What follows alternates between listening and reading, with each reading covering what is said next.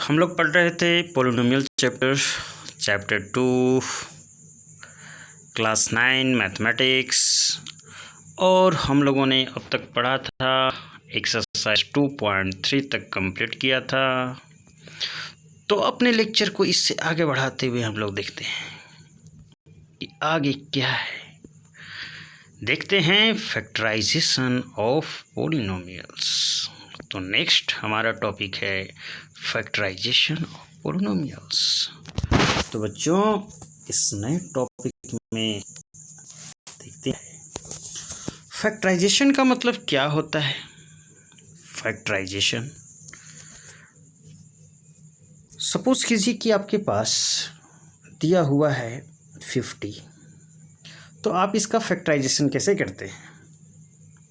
आप इसे लिखते हैं 2 × 25, तो एक फैक्टर इसका 2 × 25 इस फॉर्म में आप लिख सकते हैं। आप इसे फर्दर लिखते हैं 5 × 25, यानी कि आप टोटल इसे लिख सकते हैं 2 × 5 = 10 × 5, या फिर आप इसे लिख सकते हैं 2 × 5 × 5। तो ये फैक्टराइजेशन है।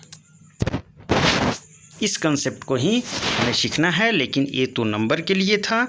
अब यहाँ हमें पोलिनोमियल्स के लिए सीखना है। तो इसमें सबसे इम्पोर्टेंट चीज़ जो है वो है फैक्टर थ्योरम। हम फैक्टर थ्योरम को समझने और पढ़ने की कोशिश करते हैं, देखते हैं। ये हमारा है फैक्टर थ्योरम। यहाँ आप देख सकते हैं ये है फैक्टर थ्योरम। क्या लिखा हुआ है बच्चों कि px is a polynomial of degree n, जो उसका डिग्री है n, वो greater than and equal to 1 है, and a is any real number then, यानी कि px एक कैसा पोलिनोमियल है।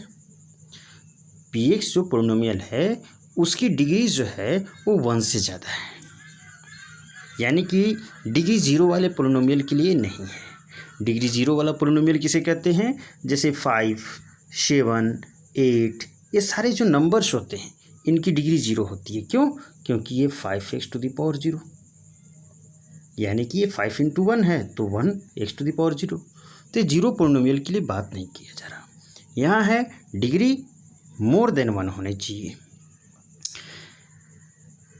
And a is an more than 1 होने का मतलब है कि x जरूर रहेगा उस पोलिनोमियल में, एक वेरिएबल जरूर रहेगा। And a is any real number, a is any real number. अब उसी के बारे में क्या है कि first x - a is a factor of px if pa is equal to 0।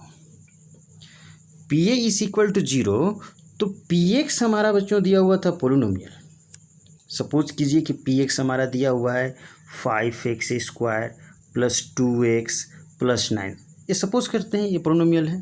तो pa लिखने का मतलब क्या है, pa लिखने का मतलब है कि जहाँ जहाँ x है वहाँ वहाँ a रख दो। तो यानी कि x की जगह पर a रखेंगे 5 × a² + 2a + 9। तो वैसा रखने के बाद हमारा क्या आएगा, 0। कब आएगा 0? जब x - से एक फैक्टर होगा। ठीक है, आगे देखते हैं। सेकेंड है कि इफ़ pa इज इक्वल 0, और अच्छी तरह से हम लोग एग्जाम्पल से इसको समझ पाएंगे। If pa is equal 0 if x - is a factor of px, यानी कि ये फर्स्ट स्टेटमेंट का अपोजिट है। यदि x - से फर्स्ट में था, x - से फैक्टर है तो pa 0 होगा, और यदि pa 0 है तो x - से फैक्टर होगा। अब इसको क्वेश्चन से समझते हैं। सपोज कीजिए एग्जाम्पल 11 यहाँ पर जो दिया हुआ है कि बताना है examine whether x + 2 is a factor of this polynomial and of this polynomial. चलिए अभी हम लोग सिर्फ एक पर ही विचार करते हैं। क्वेश्चन के दो क्वेश्चन यहाँ पर दिए हुए हैं एक्चुअल में, तो हम एक ही क्वेश्चन पर लेते हैं कि x + 2 को चेक करना है कि ये इस गिवन पोलिनोमियल का फैक्टर है या नहीं है। तो देखते हैं कि इस गिवन पोलिनोमियल का फैक्टर है या नहीं है। तो x + 2 को चेक करना है। तो अभी हमने क्या पढ़ा था, ये जो सेकेंड पढ़ा था कि इफ pa = 0 नहीं, फर्स्ट ये लग रहा कि यदि P A equal 0 then x minus A is a factor of P X. तो पी ए इक्वल 0, तो पी ए इक्वल 0 यानी कि x माइनस ए इक्वल 0 करके यहाँ से x की वैल्यू हम निकालेंगे, तो उस a की वैल्यू को हम इसमें रखेंगे पोलिनोमियल में, तो हमारा 0 आना चाहिए। अब देखते हैं, x प्लस 2 हमारा दिया हुआ है। अब क्या करना है, मैं प्रोसेस आपको समझा देता हूँ। यहाँ पर आप फंसेंगे तो प्रॉब्लम हो सकता है। इसके स्टेटमेंट में फंसने की ज़रूरत नहीं है, आप एग्जाम्पल के थ्रू अच्छी तरह समझिए, उसके बाद ही समझ में आएगा। ये सिंपल चीज़ है, कोई बहुत बड़ी चीज़ नहीं है, ठीक है। आप एग्जाम्पल के थ्रू अच्छी तरह समझिए कि फैक्टर थ्योरम क्या होता है, बस अप्लाई करना है हमें। x प्लस 2 को चेक करना है कि इसका फैक्टर है, तो क्या करेंगे, ये जिसको चेक करना है उसको ले लेंगे बच्चों इक्वल 0, और यहाँ से x की वैल्यू निकाल लेंगे। x की वैल्यू क्या आ गया, -2, ठीक है। जिसे बताना है कि फैक्टर है या नहीं है, इक्वल 0 कर लेंगे और x की वैल्यू ले लेंगे, वो -2 आ गया। अब x की इस वैल्यू -2 को, x इक्वल जो -2 आया, इसे इस गिवन पोलिनोमियल में रखेंगे और रख करके देखेंगे कि क्या 0 आता है या नहीं। अब देखिए, रख करके देखते हैं। तो हमारे पास पोलिनोमियल क्या है, x³ plus 3x square plus 5x plus 6 ये है। अब इसमें रखते हैं, तो -2 रखना है, तो -2 का क्यूब प्लस 3 इंटू -2 का स्क्वायर प्लस 5 इंटू -2 प्लस 6। इसे जब हम कैलकुलेट करेंगे तो क्या देखते हैं, -2 का क्यूब हमारे पास ये हो गया -8, ये 2 का स्क्वायर -2 का स्क्वायर 4, 4 3 ज़ा 24 एंड -10 प्लस 6। तो जब आप इसे कैलकुलेट करते हैं तो ये कितना आएगा, इस बात को आप देखेंगे। जब आप इसे कैलकुलेट करेंगे तो आपके पास यहाँ पर वैल्यू रखने पर आप देख सकते हैं कि वैल्यू जो है ये 0 आ रहा, यानी कि x की वैल्यू जो वहाँ रखे, हमारे पास था x प्लस 2 को चेक करना था, इसे इक्वल 0 करके x की वैल्यू को उसमें रखा हमने पोलिनोमियल में, हमारा क्या आ गया, 0 आ गया। तो बच्चों अब ये बताइए आप कि अभी रिमाइंडर थ्योरम में पिछले लेक्चर में हमने पढ़ा था कि यदि रिमाइंडर कैसे निकालते हैं, यदि हम इससे डिवाइड करें, इसको फैक्टर चेक करना है यानी कि डिवाइड करना है। फैक्टर तो डिवाइड ही नहीं करता है, कंप्लीटली डिवाइड करता है। तो यदि आपको रिमाइंडर थ्योरम में कि इससे इसको डिवाइड किया जाए तो रिमाइंडर क्या होगा, ये रिमाइंडर थ्योरम के अनुसार आप आइए। तो रिमाइंडर क्या होगा, तो उसकी में हमने बताया था कि x की वैल्यू निकालो और उस x की वैल्यू को इसमें पुट कर दो, तो जो आएगा वो क्या बताता था, रिमाइंडर। तो यहाँ पर जो आया वैल्यू पुट करने पर वो क्या आया, रिमाइंडर। और रिमाइंडर क्या है बच्चों, तो रिमाइंडर आया 0। तो जब 0 रिमाइंडर आया रिमाइंडर थ्योरम के अनुसार, तो फैक्टर है या नहीं है, बिल्कुल है। 0 रिमाइंडर कब आता है, सपोज कीजिए कि आप 8 को 2 से डिवाइड कर रहे हैं, 2 4 जा 8, रिमाइंडर कितना आया, 0 रिमाइंडर आया, तो f इसका फैक्टर है क्लियरली। तो वही क्वेश्चन है, रिमाइंडर थ्योरम से ही आगे बढ़कर फैक्टर थ्योरम है। तो रिमाइंडर थ्योरम क्या था कि यदि इसको इससे डिवाइड किया जाए तो x प्लस 2 दिया है, तो x इक्वल -2 रखने पर, यानी कि -2 इसमें वैल्यू रखने पर जो आएगा रिमाइंडर होगा। और चूंकि यहाँ पर हम उसी रिमाइंडर थ्योरम को यूज कर रहे हैं, सिर्फ एक स्टेप आगे बढ़ रहे हैं और ये इंश्योर कर रहे हैं कि यदि वो रिमाइंडर 0 है तो this is a factor of this, yes, यदि नहीं है तो नहीं। बात समझ में आ गई। अब उसी तरह से इसके लिए चेक करना है, 2x प्लस 4 के लिए अभी हमने इसके लिए चेक किया, अब इसके लिए चेक करना है। 2 अलग अलग क्वेश्चन है इसमें। तो x प्लस 2 इक्वल 0, यहाँ से x की वैल्यू -2 जो आया था उसे हम अब इसमें रखेंगे, तो 2 मल्टीप्लाई -2 और प्लस 4 रखने के बाद हमें क्या मिलेगा, वो हमें मिलेगा कि यदि x प्लस 2 से इसको डिवाइड किया जाए, 2x प्लस 4 को डिवाइड किया जाए, तो जो रिमाइंडर मिलना चाहिए वो रिमाइंडर ये वैल्यू को रखने पर मिलेगा। तो रिमाइंडर क्या रहा, -4 प्लस 4 यानी कि 0। तो जब रिमाइंडर 0 आ रहा है इसका मतलब है कि x + 2 इसका फैक्टर है। तो इस क्वेश्चन के लिए, इस एग्जाम्पल के लिए x + 2 जो है इसका भी फैक्टर है और इसका भी फैक्टर है। क्यों? क्योंकि दोनों ही केस में जब हमने रिमाइंडर निकाला तो रिमाइंडर 0 आया भाई साहब। आगे बढ़ते हैं और आगे देखते हैं क्या है। एग्जाम्पल 12 है, find the value of k if x - 1 is a factor of this. पिछले क्वेश्चन में हमें चेक करना था कि फैक्टर है या नहीं, तो रिमाइंडर निकाल कर देखा था, रिमाइंडर 0 आएगा यदि रिमाइंडर थ्योरम से, तो फैक्टर है, अदरवाइज नहीं। लेकिन एग्जाम्पल 12 हमें फैक्टर चेक करने को नहीं बोलता है। ये बोल रहा है कि if x + 1 is a factor of this, already factor दिया हुआ है x - 1, और जब ऑलरेडी फैक्टर दिया हुआ है और निकालना क्या है, k की वैल्यू। इसमें देख सकते हैं कि हमारे पोलिनोमियल में एक वैल्यू अननोन है, तो इस अननोन वैल्यू k को निकालना है हमें।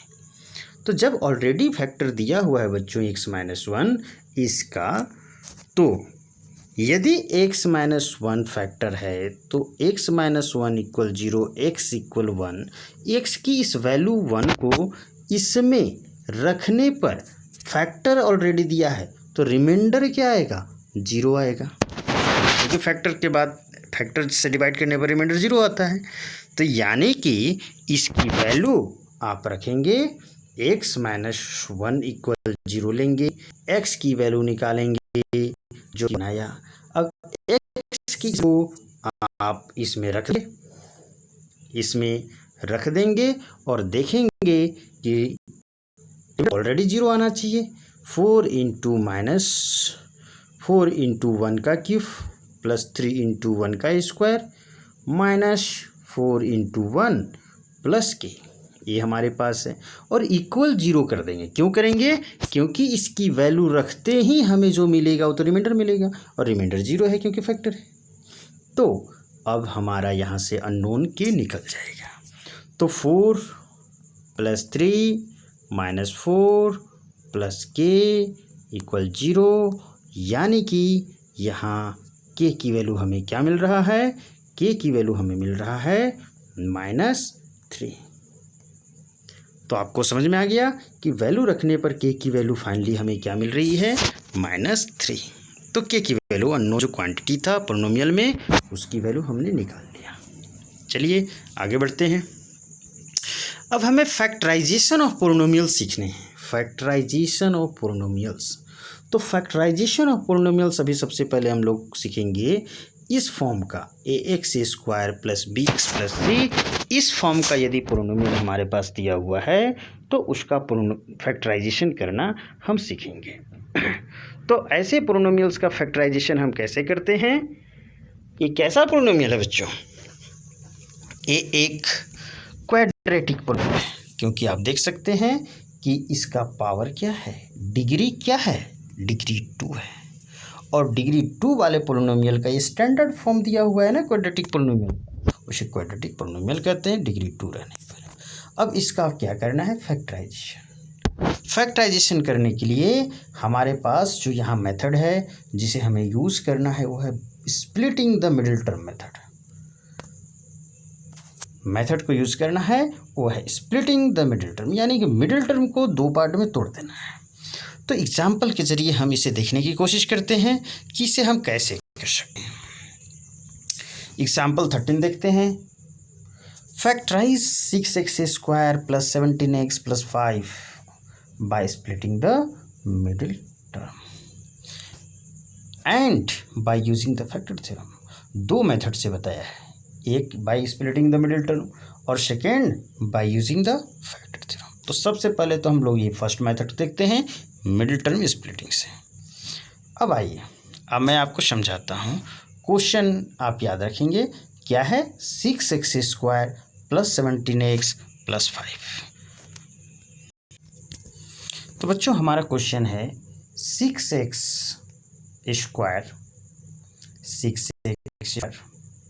1 मिनट,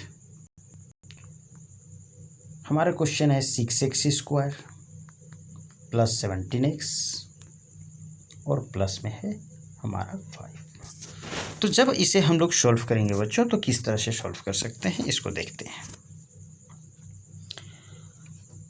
हमारा ये सबसे पहले तो इसे और इसे फर्स्ट टर्म और लास्ट टर्म को मल्टीप्लाई विथ साइन। यदि यहाँ प्लस है तो प्लस प्लस प्लस, यदि यहाँ माइनस रहे, यहाँ प्लस रहे तो प्लस माइनस माइनस, यदि यहाँ पर प्लस हो यहाँ माइनस हो तो माइनस।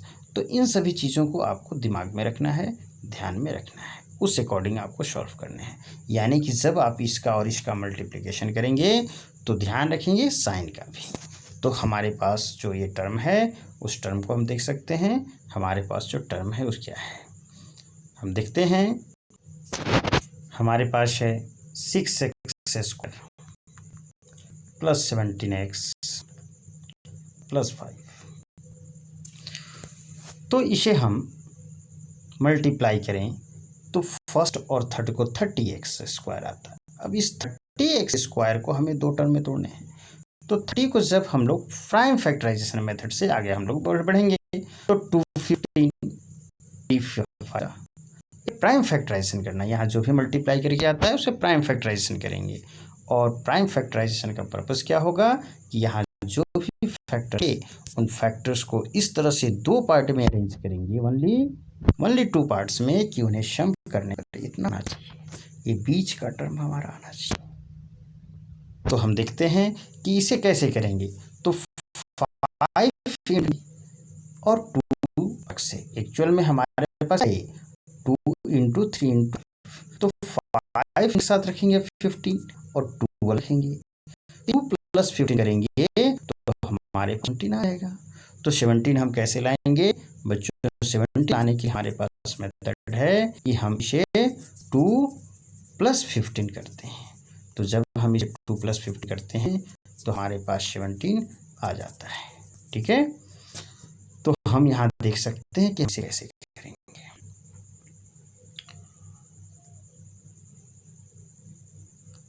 इसे हम देखते हैं 6x² plus 2x plus 15x और प्लस में है 5। तो जब आप इसे सॉल्व करेंगे फर्दर तो आपके पास क्या हो जाएगा? आपके पास होगा कि अब क्या करना, स्टेप ये कि ये दोनों में कॉमन लेना है, फिर ये दोनों में कॉमन लेना है। तो यहाँ ये दोनों में कॉमन लेंगे तो क्या कॉमन, 2x कॉमन आ रहा है, 2x कॉमन आ रहा है। तो यहाँ से क्या बच रहा है? यहाँ से रहा आपका 3x और यहाँ से क्या बच रहा? यहाँ से बच रहा 1।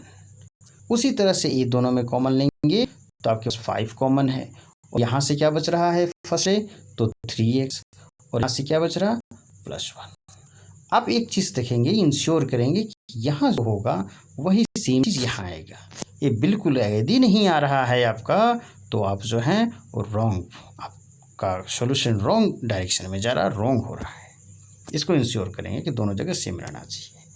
इसके बाद अब ये दोनों पार्ट में हमारे पास 2 पार्ट हैं, इन दोनों पार्ट में देखेंगे कि क्या हमारे पास जो है वो सेम है, उसको हम लोग देखने की कोशिश करेंगे।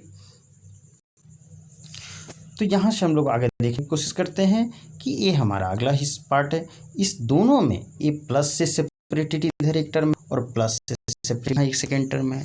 इन दोनों टर्म्स में देखते हैं कि क्या कॉमन है, यानी कि हमें कॉमन लेने का प्रोसेस फिर से एक बार करना होगा। इन दोनों टर्म्स में हम लोग टर्म्स कैसे जानते हैं? टर्म्स जानते हैं प्लस और माइनस से जो सेपरेटेड रहते हैं। तो प्लस और सेपरेटेड टर्म है और ये टर्म है, इन दोनों में से कॉमन लेंगे तो 3x + 1 दोनों में है बच्चों, इसको हमने कॉमन निकाल लिया। तो यहाँ से क्या बचा? ये जो फर्स्ट टर्म है यहाँ से इसमें बचा हमारा 2x और यहाँ सेकेंड जो है प्लस के बाद उसमें से 3x + 1 को जब हमने कॉमन निकाल लिया तो बचा हमारा 5। तो इस तरह से ये जो फाइनल आया ये आंसर हुआ। यानी कि हमारा जो क्वाड्रेटिक इक्वेशन दिया हुआ था, क्वाड्रेटिक इक्वेशन क्या दिया हुआ था? 2x² + 17x + 5, इसको हमने 2 पार्ट में डिवाइड कर दिया, 3x + 1 2x + 1। एक बात आप नोटिस करेंगे कि ये जो 2 इसके फैक्टर्स हुए, इसका भी पावर क्या है 1 और इसका भी पावर 1, यानी ये भी एक लीनियर है पोलिनोमियल है और ये भी एक क्लियर पोलिनोमियल है। यानी कि ए क्वाड्रेटिक को फैक्टराइज करने पर हमें इसे फैक्टराइज किया जा सकता है 2 लीनियर पोलिनोमियल्स में। ए क्वाड्रेटिक को 2 लीनियर पोलिनोमियल्स में हम फैक्टराइज कर सकते हैं। इस चीज़ को समझने के बाद हम लोग आगे बढ़ते हैं और देखते हैं क्या है। इसी क्वेश्चन को फैक्टर थ्योरम से भी सॉल्व किया गया है। तो फैक्टर थ्योरम से सॉल्व करने का क्या मतलब है, हमें एक ऐसा नंबर चाहिए जिसके लिए ये जो हमारे पास पोलिनोमियल है 6x square plus 17x plus 5, ये पोलिनोमियल के जो का एक फैक्टर बनता है। तो एक फैक्टर बन पाए, हम कैसे फैक्टर बनाएंगे देख सकते हैं कि हमारे पास यदि हम लोग बात करें, यहाँ चेक करते हैं, यहाँ आप रेंडमली चेक करना पड़ेगा आपको। तो रेंडमली कुछ नंबर्स हैं +1/2 -1/2 +1/3 -1/3 +5/3 -5/3 +5/2 -5/2 +1 ये कुछ रेंडम नंबर्स लिए हैं। और इन सभी के लिए क्लियर है, आपको समझना होगा कि इन सभी के लिए हमारे पास एक कंसेप्ट है, क्या है उसको समझते हैं अच्छी तरह से। इसमें हम देखते हैं कि यदि हमारे पास जो ये पोलिनोमियल लिखा हुआ है, बच्चों एक मिनट, ये जो पोलिनोमियल है हमारा क्वेश्चन में दिया हुआ, यदि इसमें से 6 को हम बाहर लेते हैं तो 6 को बाहर लेने पर हमारे पास क्या हो जाएगा, अंदर में बचेगा x स्क्वायर प्लस 17x/6 हो जाएगा, क्योंकि 6 हमने बाहर लिया है। तो यहाँ पर तो सिर्फ 17 है, अब 6 बाहर लिया तो ये 6 अंदर लेना होगा, तो कि क्या होगा, ये 6 × 17/6 है, तो जब लेंगे तो कैंसिल होकर 17 बचेगा। तो उसी तरह से यहाँ पर क्या बचेगा, 5 है तो ये 5/6 अंदर में होगा, और इतना हमारे पास हो गया। यानी कि इस चीज़ को हम ऐसा लिख सकते हैं। अब मान लेते हैं कि ए और बी हम इसके जीरोज़ हैं, ये जो हमारा इक्वेशन है पोलिनोमियल है, इसके जीरोज़ हैं ए और बी। ए और बी जब इसके जीरोज़ हैं तो उस केस में इसको यदि हम फैक्टराइज करेंगे तो हमारे पास क्या आएगा, हमारे पास किसके जीरोज़ हैं, हमारे पास जीरोज़ हैं इसके, इस पोलिनोमियल के। तो हमारे पास आएगा 6 × x - a × x - b। Clear है। तो जब a और b जीरोज होंगे तो x - a फैक्टर होगा, यदि b जीरोज है तो x - b फैक्टर होगा। अभी हमने पहले देखा है फैक्टर थ्योरम में, यदि x = a इसके जीरोज हैं, दैट मीन्स कि x - a फैक्टर है, x - b x = b zeros है, तो यानी x - b फैक्टर है। अब इस बात को अच्छी तरह समझिए। सपोज कीजिए कि x = a 0 है, इसका मतलब है कि a की वैल्यू उसमें रखने के बाद 0 आ जाता है। तो ये कब होगा, जब हम लोग, ये हमारा फॉर्मेट जाएगा x - a = 0, यानी x - a से डिवाइड किया गया था तभी वो जीरोज आया इसकी वैल्यू रख करके। ये रिमाइंडर थ्योरम फैक्टर थ्योरम का कॉम्बिनेशन है। तो x - a एक फैक्टर x - b, तो हमने इसको इस फॉर्मेट में लिख दिया। अब इसके लास्ट टर्म को देखिए a और b, ये तो मल्टीप्लाई होगा ही, यानी कि लास्ट में जो मल्टीप्लाई होगा तो मल्टीप्लाई होकर के वो क्या देगा, हमारे इसका लास्ट टर्म, यानी कि मल्टीप्लाई होकर के क्या देगा, लास्ट टर्म 5/6। तो ए बी हमारा क्या आना चाहिए, 5/6 आना चाहिए। अब हम कुछ कॉम्बिनेशन पर, ए और बी के कुछ रैंडम कॉम्बिनेशन पर यहाँ विचार करते हैं कि ए और बी की क्या हो सकते हैं वैल्यूज़। तो हम यहाँ पर देखते हैं कि ए की वैल्यू यदि हम लोग -1/3 लें तो -1/3 ये जीरोज है ना, ए और बी, तो -1/3 यदि लेंगे तो इसमें इसकी वैल्यू रखने पर क्या होनी चाहिए, 0 आनी चाहिए। हम देखते हैं कि -1/3 हो जाता है कि एक हमारा एक मिला, ये इक्वल मिला बच्चों -1/3, यानी कि a + 1/3 हमारा एक फैक्टर होगा इस गिवन पोलिनोमियल का। तो a + 1/3 हमारा एक फैक्टर आ गया। उसी तरह से रेंडमली चेक करने के बाद हम देखेंगे कि यदि हम लोग x की वैल्यू -5/2 रखते हैं, x की वैल्यू -5/2 रखते हैं, तो हम पाते क्या हैं कि a जो है 0 आ जाता है इसमें रखने पर, यानी कि x + 5/2 हमारा एक फैक्टर होगा, x 5/2 क्या होगा, एक फैक्टर होगा। तो इस तरह से रैंडम चेकिंग का ये मेथड है। तो रैंडम चेकिंग से हमें दो चीज़ें मिल गई। पहला मिला कि दो फैक्टर मिले, पहला मिला x + 1/3, दूसरा मिला x + 5/2। तो हमारा फॉर्मेट क्या था, इस इक्वेशन को लिखा था 6 इंटू, देख सकते हैं हमने लिखा था 6 into x - a x - b। तो हमारे पास यहाँ पर है कि 6 इंटू एक फैक्टर फर्स्ट, ये सेकेंड फैक्टर। तो इसको सॉल्व करने के बाद फाइनली हमारे पास ये आ रहा है। तो ये मेथड कोई विशेष यूज़फुल नहीं है यहाँ पर। फैक्टर थ्योरम का मेथड तो यूज़फुल है, लेकिन क्यूबिक में हम इसे यूज़ करेंगे, ये ज़्यादा बेटर है, ठीक है। और जो भी क्वाड्रेटिक है उसको हमको मिडिल टर्म स्प्लिटिंग से करना होगा, क्योंकि यहाँ पर रैंडम चेक करना, और रैंडम चेक करना एग्ज़ाम में पॉसिबल नहीं होता है, ठीक है। आगे आते हैं और देखते हैं नेक्स्ट एग्जाम्पल को। एग्जाम्पल 14 क्या करता है कि फैक्टराइज करना है y² - 5y + 6 को किस मेथड से, तो फैक्टर थ्योरम से। फैक्टर थ्योरम की यूज करके हमें इसे फैक्टराइज करना है। तो हम इसे फैक्टराइज कैसे करेंगे, फैक्टर थ्योरम को यूज करके कर रहा है, मिडिल टर्म स्प्लिटिंग से नहीं। तो फैक्टर थ्योरम जब भी आपको यूज करना हो बच्चों, तो आपको रैंडम चेक जरूर करना होगा। तो रैंडम चेक करने के लिए मान लेते हैं कि हम यहाँ पर 1 2 3 कुछ भी, ये लास्ट वाले को देखते हैं। ये लास्ट वाला हमेशा आपका क्या देता है, लास्ट वाला देता है ए बी की वैल्यू। तो यानी कि ए बी आपके पास 6 है। तो आप जब चेक करना चाहेंगे कि ये क्या कौन कौन से पॉसिबल वैल्यूज हो सकते हैं जो कि 6 दे सकते हैं, तो हम 6 में जानते हैं कि 6 के फैक्टर्स हमारे पास क्या हैं, 1 इंटू 2 इंटू 3। तो ये 1 2 3 है। अब इन तीनों के लिए हम चेक करते हैं 1 2 3 कि 1 2 3 में कौन हमारे जो पॉलिनोमियल है उसको सेटिस्फाई कर रहा है, यानी कि 0 ला रहा है। तो हम वैल्यू रख करके देखते हैं। तो वैल्यू रख करके जब देखते हैं तो y की वैल्यू यदि हम 2 रखें इसमें तो 0 आ जा रहा है, देखिए रख करके। तो हमारे क्या है पॉलिनोमियल, y² - 5y + 6, तो यानी कि 2a² - 5 इंटू 2 + 6, यानी कि 4 - 10 + 6, तो क्या आ रहा, 6 + 4 10, 10 - 10 0। तो y की वैल्यू 2 रखने पर 0 आ जा रहा है, y = 2 रखने पर 0 आ रहा है। इसका मतलब कि y - 2 एक फैक्टर है, क्योंकि y = 2 हमें रिमाइंडर बता रहा था। रिमाइंडर जब 0 आ रहा है दैट मीन्स कि y - 2 एक फैक्टर है। चलिए एक फैक्टर हमें पता चल गया। अब दूसरा फैक्टर निकालने के लिए आप क्या करेंगे कि रैंडम चेक फिर दोबारा आपको करने की कोई ज़रूरत नहीं है। दूसरा फैक्टर निकालने के लिए यहाँ देखते हैं पहले कि यह क्या किया गया है। यहाँ भी उसी तरह से किया गया है, रैंडम चेक किया गया है।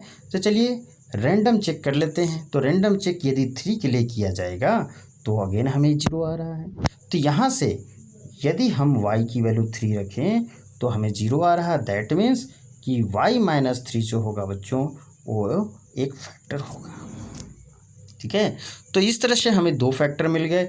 एक फैक्टर मिला y - 2 और दूसरा फैक्टर क्या मिला, y - 3। इस तरह से जो हमारा ये पॉलिनोमियल है इसे हम लिख सकते हैं y - 2 इंटू y - 3। तो पॉलिनोमियल हमारे पास है y² - 5y + 6, इसे हम लिख सकते हैं y - 2 और मल्टीप्लाई में y - 3। तो इस तरह से तो कर सकते हैं, लेकिन रैंडम चेक की बात है तो रैंडम चेक हम एक तक सीमित रखेंगे तो ज़्यादा बेटर है। अब यहाँ दोनों फैक्टर्स के लिए, दोनों के लिए हम रैंडम चेक की, ये सही नहीं है। आपको करना क्या है, आपको करना है कि एक का निकाल लिए। सपोज कीजिए एक का हमारा फैक्टर 1 निकल गया ना, y - 2। अब क्या करना है बच्चों कि इस फैक्टर से इस पॉलिनोमियल को डिवाइड करना है, और डिवाइड करने के बाद आपको दूसरा फैक्टर मिल जाएगा। तो डिवाइड करना आप सीखे हैं। डिवाइड कैसे करना है, सपोज कीजिए है 5y² है, 5y है + 6 क्वेश्चन है। इसको आपको डिवाइड करना है किससे, y-2 से। तो y-2 से जब आप इसे डिवाइड करेंगे बच्चों तो क्या आ जाएगा, ये y² है तो y² है, उसके y को आप y से मल्टीप्लाई करेंगे तो यहाँ पर y² आएगा। अब इस y को इस सेकेंड से भी मल्टीप्लाई करना होगा तो -2y, तो यहाँ हो जाएगा आपका -2y।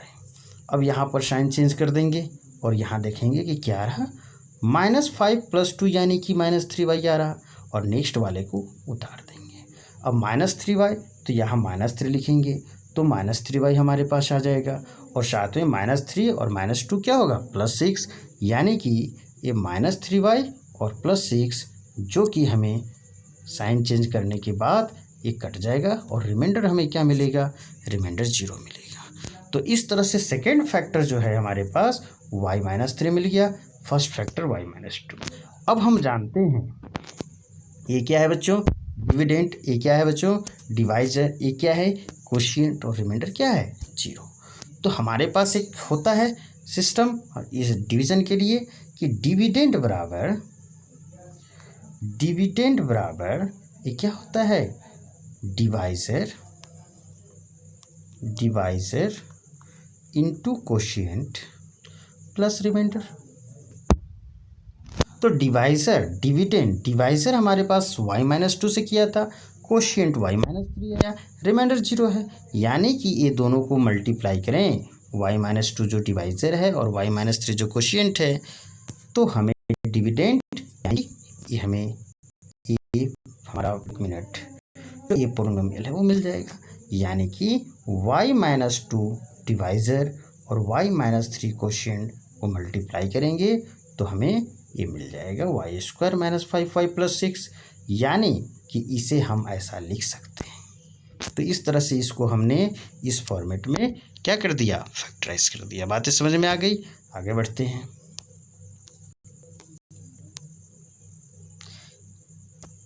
एग्जाम्पल 15 क्या कह रहा है, एग्जाम्पल 15 में है फैक्टराइज करना है हमें इस क्यूबिक पोलिनोमियल को। तो इस क्यूबिक पोलिनोमियल को हम कैसे फैक्टराइज करेंगे, क्यूबिक पोलिनोमियल को फैक्टराइज करने के लिए हम फैक्टर थ्योरम को यूज़ करते हैं और साथ में डिवीज़न को।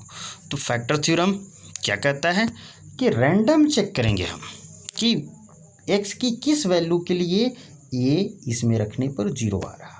तो रैंडम चेक बहुत सारे नंबर्स हो सकते हैं, इनिशियल से +-1 हम स्टार्ट करते हैं, लेते हैं +1 या -1 +2 -2 +3 -3, इस तरह से लेते जाते हैं, चेक करते हैं। तो 1 से चेक करते हैं, तो हम देख रहे हैं बाय ट्रायल मेथड से वी फाइंड दैट p1 = 0, यानी कि इसमें इस 1 रखने पर x की वैल्यू 1 रखने पर 0 आ जा रहा है। तो जब x की वैल्यू 1 रखने पर ये 0 आ रहा, इसका मतलब क्या है बच्चों कि x - 1 इसका क्या है, एक फैक्टर है, x - 1 इसका एक फैक्टर है गिवन पोलिनोमियल का। तो चलिए, तो गिवन पोलिनोमियल का एक फैक्टर पता चल गया, वो क्या है, x - 1। उसके बाद का स्टेप क्या है, यहाँ जो NCERT में दिया है इसको मैं फॉलो आपको नहीं कराऊंगा। आप क्या करेंगे कि डिवीज़न करेंगे, x - 1 से ax³ - 23x² + 142x और -120, इसे जब आप डिवाइड करेंगे तो देखेंगे कि क्या आता है। अब डिवाइड करके यहाँ पर फाइनली आप निकाल सकते हैं कि आपका जो आएगा वो एक क्वाड्रेटिक इक्वेशन आएगा, और वो क्वाड्रेटिक इक्वेशन क्या है, वो क्वाड्रेटिक इक्वेशन आएगा ax² - 22x + 120। अब ये जो हमारे पास क्यूबिक पोलिनोमियल है, इसे अब हमारे पास ये दो फॉर्मेट में हो गया, एक हो गया x - 2 जिसे डिवाइड कर रहे थे, और क्वोशिएंट आया x² - 22x + 120। इन दोनों के मल्टीप्लाई के रूप में हम इसे लिख सकते हैं क्योंकि रिमाइंडर हमारा 0 है। वही कंसेप्ट जो अभी एक क्वेश्चन पहले बताया था कि dividend equal divisor into quotient plus remainder. तो रिमाइंडर 0 है तो डिवाइजर ये है, क्वोशिएंट है, इसके मल्टीप्लिकेशन के रूप में लिख सकते हैं। अब क्या करेंगे कि ये जो टर्म है ए क्वाड्रेटिक है, इसे मिडिल टर्म स्प्लिटिंग से आप और यहाँ पर दो लीनियर के रूप में लिख सकते हैं। तो आगे देखते हैं कि इसे कैसे मिडिल टर्म स्प्लिटिंग से तोड़ते हैं। मिडिल टर्म स्प्लिटिंग से तोड़ने के बाद आप देखेंगे कि बीच में है 22x। सबसे पहले तो बच्चों कि फर्स्ट और लास्ट को मल्टीप्लाई करेंगे, यानी कि 120 आना। तो इस 120x स्क्वायर को दो पार्ट में तोड़ने के लिए आप 12x और -10x में तोड़ सकते हैं, क्योंकि 12x और -10x -22x दे रहा और मल्टीप्लाई करने पर 120 दे रहा है। आप कैसे करते हैं तो याद करें, मैंने क्या बताया था कि उसे प्राइम फैक्टराइजेशन करेंगे। तो ये 120x स्क्वायर आया है ना, ये फर्स्ट और लास्ट को मल्टीप्लाई करने पर प्राइम फैक्टराइजेशन करेंगे तो 260 30 15 3 5 जा। एक minute, is that video running? Yes. तो आप उसे जब तोड़ेंगे तो 120 को आपने क्या लिखा, 120 को लिखा 60 30 15 3 5 जा। दैट मीन्स कि अब इसे क्या करना है, हमें देखेंगे कि 2 2 जा 4 और 4 3 जा 12 और ये 5 और 2 10। तो यानी कि 12 और 10 लेंगे दोनों माइनस में, तो हमें -22 आ जाएगा। तो दो पार्ट में हमने तोड़ा, एक 12 और एक 10, लेकिन साइन माइनस रखेंगे, +12 और +10 नहीं कर सकते क्योंकि हमें -22 चाहिए ना, तो साइन माइनस में रखेंगे। अब ये दोनों में से कॉमन लेंगे तो दोनों में कॉमन क्या आ रहा है, इन दोनों में कॉमन x आ रहा, यहाँ से क्या बचा, x बचा, यहाँ से क्या बचा, 12 बचा। अब ये दोनों में कॉमन लेंगे तो कॉमन क्या आ रहा, कॉमन हमारे पास 10 आ रहा है, -10 है, तो -10 है, यानी कि ये x -12 हुआ। अब आगे कॉमन लिया हमने -10 को, तो -10 को लेने के बाद x बचा और साथ में यहाँ 120 था तो -12 बचा। आप देखेंगे कि यहाँ जो आएगा वही यहाँ आएगा, यानी कि अब x -12 को फर्दर हम लोग ले लेंगे कॉमन, तो हमारे पास x -10 आएगा। तो ये दो में टूट गया क्या, x -12 x -10 में हमारे क्वाड्रेटिक। तो फाइनली हम तीन पार्ट में क्या हमने टूटा, x -1 फर्स्ट था, x -10 और x -12, तीन लीनियर पोलिनोमियल के प्रोडक्ट के रूप में हमारा एक क्यूबिक पोलिनोमियल फाइनली टूट जाता है। ठीक है। अब एक्सरसाइज 2.4 को देखते हैं कि इसमें क्या करना है। Determine which of the following polynomial है x+1 अब फैक्टर, इसमें से किसके x+1 फैक्टर हैं।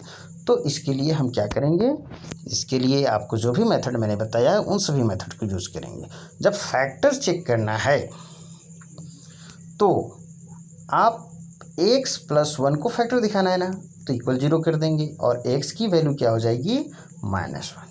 तो यदि x की इस वैल्यू को x = -1 को इसमें रखने के बाद 0 आता है तो आप कहेंगे कि ये फैक्टर है। रख के देखते हैं तो ये 1 फर्स्ट क्वेश्चन में रख रहे हैं बच्चों, 1 -1 है ना, तो -1 का क्यूब, -1 था ना, x+1 = 0, ये जो है, तो यहाँ से ये x की वैल्यू क्या आया, -1 आया है। ठीक है।